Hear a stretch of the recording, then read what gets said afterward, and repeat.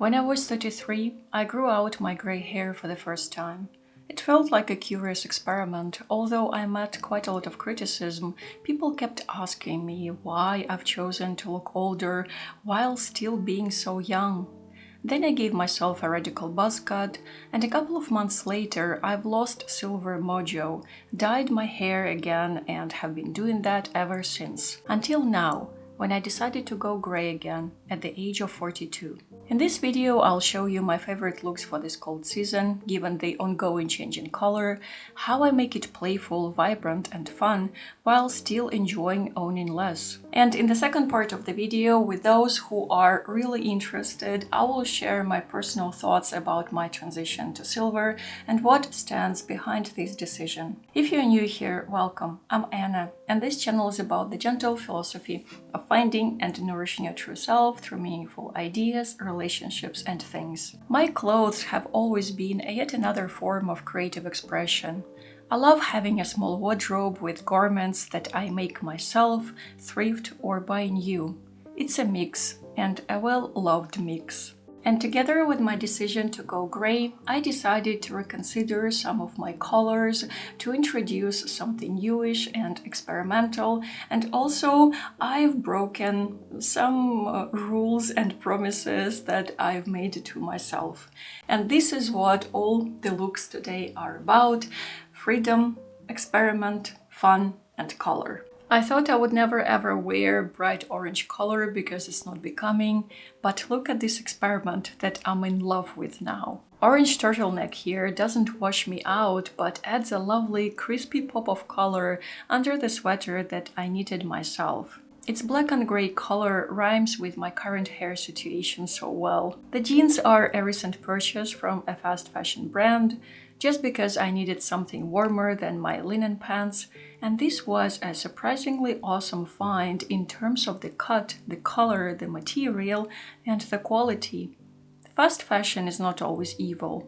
It's us, wearers, who decide whether we'll make the fast last, be worn and loved.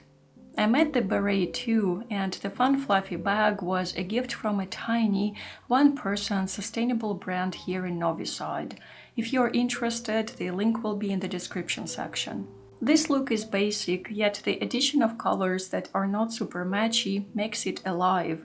I don't want to make a statement or slogan with my garments, instead I enjoy rhyming, and I hope that these rhymes translate. The same orange turtleneck makes the plain black dress alive. This linen dress used to be of sage green color, but I dyed it black, and although I regret not doing navy or red, I still find curious ways of wearing it. I added black leggings for warmth and hand-knitted socks, also made by me. I feature these socks in all the looks today, because I find them matching everything, even though they have a very colorful character. The sneakers are the only shoes that I have now for a colder season. For the climate I live in now, it's enough. I used to have Converse high tops, but they fell apart, unfortunately. These are by Puma, and I picked them for their retro-ish design and color. I have long feet for a woman, and thus my choice is always limited. Before, I made a promise to never ever buy low tops again, but here I am, changing my mind without any regrets. I love how low tops make my socks shine brighter and the freedom of the movement that they give. And here is a variation of the same look but with jeans, for extra warmth and fun too. I enjoy combining two different bottoms because it's the easiest way to create some curiosity and feel nicely covered when it's too cold. I knitted this hood last year using two yarns, one that I bought in a fancy yarn store in Tbilisi and one that I thrifted.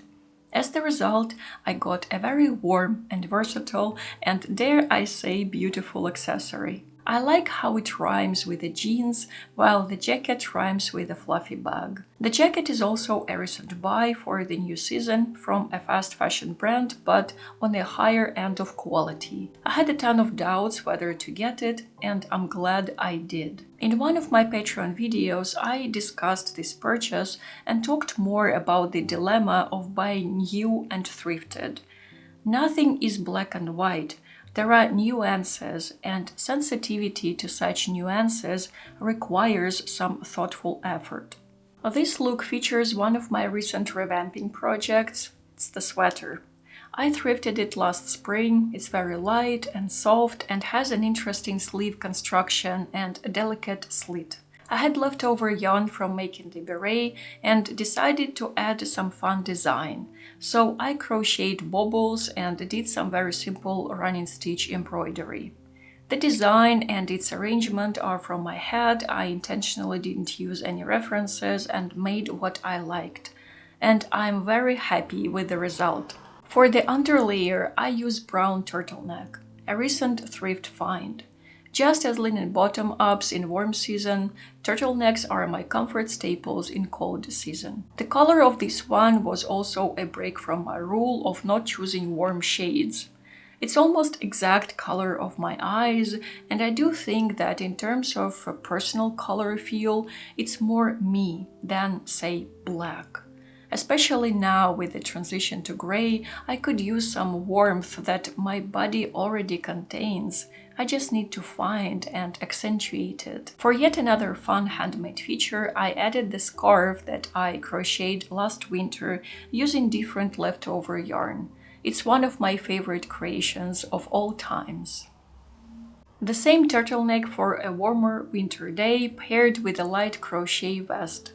It was one of my most labor-intensive projects and a color experiment.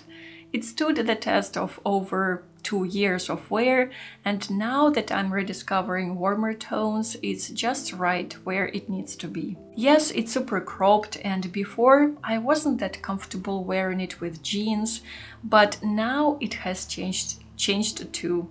My decision to embrace my silver hair, which I started having since I was 15, untied some tight knots inside me that appeared in my late 30s due to several personal reasons. It is important to accept that our securities and insecurities can flow and change, disappear and reappear, and it's fine. For the bag, I use my good oldie purse, which deeper red color creates a curious tonal depth with the jacket, and the pink sunglasses take this even further. I like this cropped vest with the dress better. Black and brown could be a questionable combo, but I see a lovely dialogue between the garments here and not an argument. Not to overdo the vest and socks handmade texture, I add a lighter scarf variant. I made it myself too, from thin cotton fabric. I created frayed edges and dyed it in a beautiful dark purple. It's been with me for over 5 years. And I like to tie it in a playful, not a super neat way. Again, this look is for a warmer winter day, hence just a vest layer, no hat, and a light scarf. Thankfully, local Serbian climate allows this. And I don't make a difference between summer and winter sunglasses. I have 2 pairs, black and pink ones, so I wear them both all year round. Getting back to my revamped pride of a sweater. It's perfect for pairing with a dress, thanks to the cropped cut and wide sleeves. And for more vibrance, I've chosen my silly red hat. The word silly here is not derogatory, by the way. It helps me be less serious. I do think that excessive seriousness is like a tensed muscle in a spasm, and it needs to be released. So my fun cuts and colors and shapes are here to do that. I even decided to combine the hat with the hood for extra warmth, and besides, I like the red and blue contrast. And I can even add the fabric scarf here too, because why not? I don't say that my style is the ultimate standard, no. We all have different styles, ideas, mindsets, preferences. The key thing here is to wear what you like, not what you think others will like, or what brands and fashion tell you to like. I haven't featured this sweater enough in my today's collection of looks, but the truth is that I wear it a lot. It's light yet warm, and I'm really happy with the yarn I've picked for it. The grayish-white inserts make it look more interesting than if it was just plain color. At some point of my yarn hobby, I fell into the trap of wanting to make more than I would actually wear, And quite sadly, I ended up decluttering a number of me-made garments just because they were not practical, or I didn't choose the yarn or the pattern thoughtfully enough. Handmade garments can also become fast fashion when we create them mindlessly and end up not wearing them. So now I'd rather overplan a project than spend money and time on something that will become dead weight. This look is just a loaded version of the previous one, and I simply added the jeans. And I could have added either of the turtlenecks under the dress to make it even warmer. Layering is key to having a small wardrobe when you have enough stackable garments that make sense together. Make sense at least to you. This is an important point because, for example, some people might call this look of mine nonsense. But do I care? Nope. And the final demonstration. This look is again for a milder weather as the beret is not the warmest, but if it's windy I can always use the hood. The fabric scarf softens the busy texture situation, and also I like how it becomes a medium that binds the blue and the red together. I don't plan these nuances, I just put different elements together like a collage and then notice what actually happens in there in terms of color, texture and cuts. There are people with a more structural approach and I'm not one of them. I act intuitively and then analyze the result. In this look, I combine two bags, which I often do, to separate different types of belongings that I want to take outside with me. Those were the 10 looks that I decided to show to you today and a bigger part of my cold season wardrobe. I have other garments apparently, but what I've showed you is something that I reach out for the most these days of my transition to silver. And now for those who are interested, I will share some personal thoughts about going gray again and what stands behind my decision. Before I begin, a very important disclaimer. Not everyone has to go gray. It's a personal choice. And there is no right or wrong decision. I mean, the decision is definitely wrong if it doesn't comply with who you are. A person who never changes is most likely a monument with no life in it other than pigeons sitting on its head.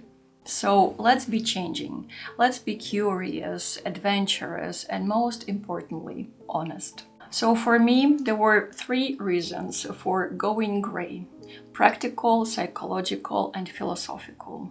And the most obvious one is practical. I just grew so tired of dyeing my hair every month.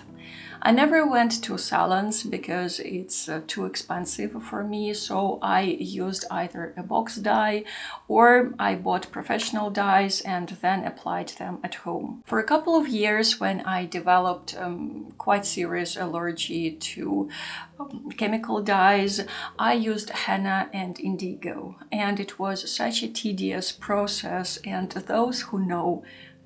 After my allergy subsided, I got back to chemical dyes. And usually I would spend around $10 to $15 a month, depending on the length of my hair. And as I did everything at home, I couldn't control the tone of my hair, so I couldn't add any dimension. So it was just black, and I didn't mind it because I have very pale skin and dark brown eyes, so this very contrasty color looks fine. But when we moved to Serbia, something changed. I dyed my hair last time this September when we were staying at an Airbnb. I bought the dye by inertia, I applied it by inertia, I washed it off by inertia, and then I looked at myself in the mirror and it struck me that this is not what I want to continue doing. I'm tired of the whole process. I'm tired of the hair color that is not me, and I want to see what I've become under all these layers of dye. Also, here in Serbia, there are so many inspiring, wonderful women who, unfortunately, I don't know, but who I keep seeing in the streets, who wear gray hair beautifully. And one of such women was the last argument for me. She was more or less of my age, and she also had very short hair, and I saw her only for a second. But I was just mesmerized. I don't know. I think I just stared at her for that entire second. Looking at her, it was like looking in the mirror and seeing the part of me that I want to gain back. I want to transform the perception of my own grayness, not through the prism of rebel, of showing the middle finger to patriarchy and ageism and lookism, and of course all that too, it's all included in the package. But first of all, I want to make it to make this perception go through the prism of nature, of me, of who I am. I started going gray at the age of 15. I think it's a genetic type of thing. And I didn't care about grayness that much back then. I was constantly changing my color. I was changing different cuts that I had. I experimented all the time. I did the buzz cut as an experiment. I went gray as an experiment in my mid-30s. And now I want it to be different. I don't want it to be just an experiment. I want to fully and consciously embrace this transition and embrace this new state of mind that it's bringing me. In a couple of months, I will turn 43. I have more fine lines now, my skin is changing, everything is changing, and of course I can look much younger if I continue dyeing my hair. In one Reddit thread that I read recently, one woman was claiming, come on, don't be illusional. Gray hair will always make you look so much older. And when I read it, I first stopped and then I realized that I'm totally fine with that. Making peace with aging is not a one-time act. It has to continue and last. It has to flow and embraced over and over again. And I want to show respect and love to my changing body. Being a woman, I grew up in a culture where women always have to hide the signs of their womanhood and humanhood in general. Fine lines, cellulite, double chin, gray hair, weight, I don't know, acne, period, all those things. I am not completely immune to all this nonsense. I still have my insecurities, unfortunately, and I just have honesty to admit it. Also, I am aware of my own privilege, of how I look, trust me. There is so much unfreedom in this world, and I am a deeply unfree person. And I often get so focused on my external limiting and restricting factors, and I get lost in that overwhelm with the suffocating feeling of being unfree externally, of not being able to control all those factors, that I forget about my inner freedom and what a wonderful potential for expansion it has. My inner freedom needs expansion so badly because otherwise I will be smashed. And that's why me revisiting my grayness, my silver, as the lovely hairstylist said who gave me this haircut, is just one more element in this substance of inner freedom.